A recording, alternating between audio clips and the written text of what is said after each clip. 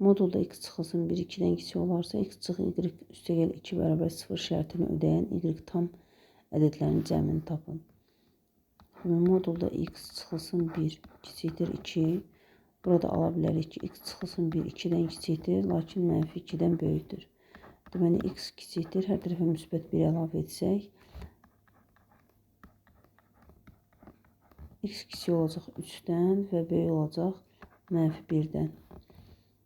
X çıxılsın y üstəgəlsin 2 bərabər 0 şərti ödənirsə, buradan x tapsaq, x bərabərdir.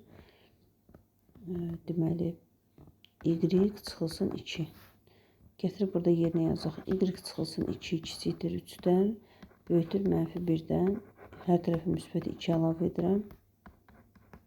Alınır. Deməli, y kiçikdir 5-dən, böyükdür müsbət 1-dən. 1-dən 5 arası.